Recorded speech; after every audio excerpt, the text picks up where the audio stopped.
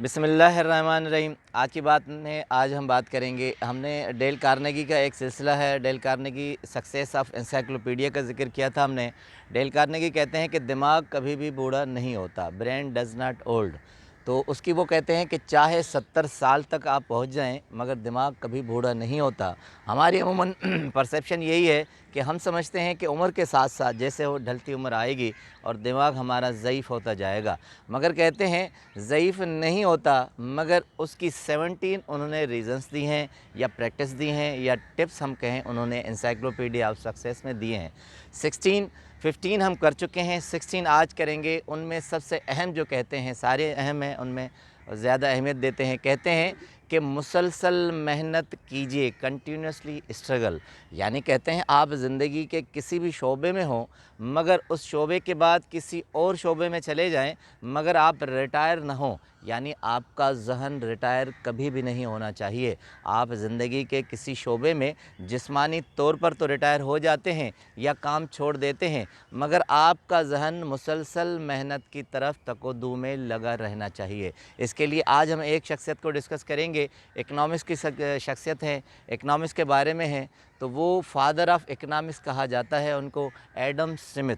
Adam Smith Scotland की शख्सियत हैं, 1723 में पैदा हुए हैं और किरकैडी एक छोटा सा गांव है, वहां पैदा हुए थे और आखिरी ज़िंदगी के लम्हात भी वहीं उसने गुजारे हैं। तो कहते हैं कि ज़िंदगी में सिर्फ़ थोड़ा सा काम किया और पूरी ज़िंदगी अपने आप को अमर किया और मुसलसल मेहनत से वाबस्ता रहे।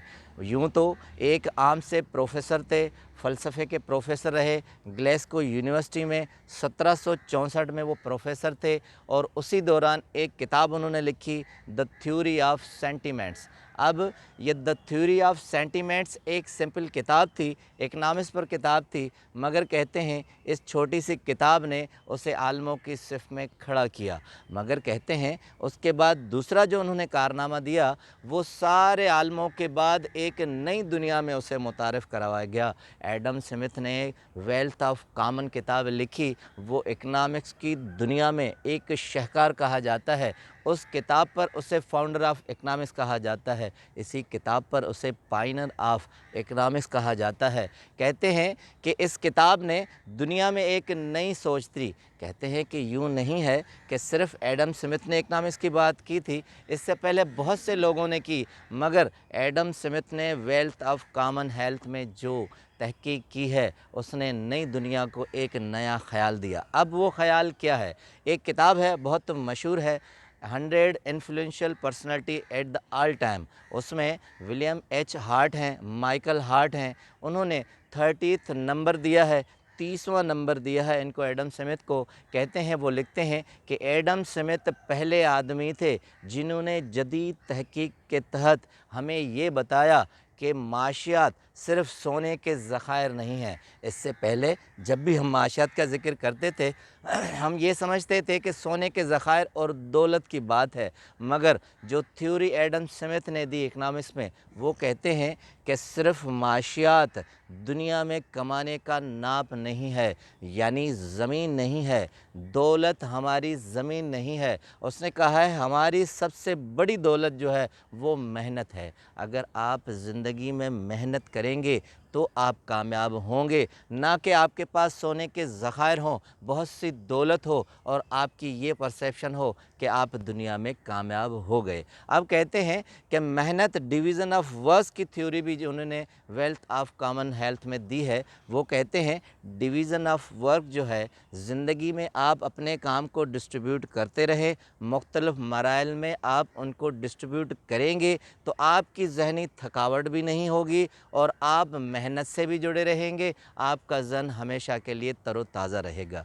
कहते हैं 1784 उन्होंने लेक्चर्स दिए थे, 1784 इतने ही उन्होंने अपने मकाले लिखे थे। कहते हैं उनके थीसिस बड़े मशहूर थे और वो बहुत कम अरसे किसी यूनिवर्सिटी ग्लासगो से वाबस्ता रहे, मगर दुनिया में कहते हैं उन्हें यूनिवर्सिटीज़ में बुलाया जाता था। उसके बाद एडिनबर्ग भी है, वहाँ भी उनको काफ़ी अरसे तक बुलाया गया। एक दिलचस्प वाक़या आपसे चाहूँ शेयर करूँ एडम स्मिथ का, कि ग्लासगो यूनिवर्सिटी में सालाना तकरीब हुई।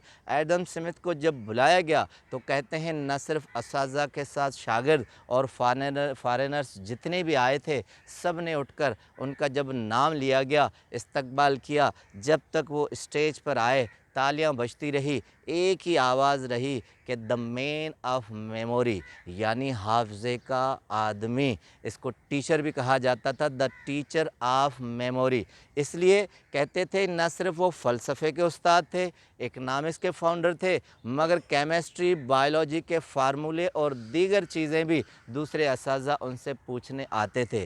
तो स्टेज पर आकर उसने एक ही जवाब दिया कि जो आप मुझे मैन ऑफ मेमोरी कह रहे हैं, उसका एक ही जवाब है, कंटिन्यूसली स्ट्रगल। आप ज़मीन से जुड़ी हुई मेहनत करें या किसी दौलत से जुड़ी हुई बाज़ात से मेहनत करें, आप जब मुसलसल मेहनत करेंगे आपका ज़हन तरोताज़ा रहेगा, कभी भी ज़हन से बातें नहीं निकलेंगी।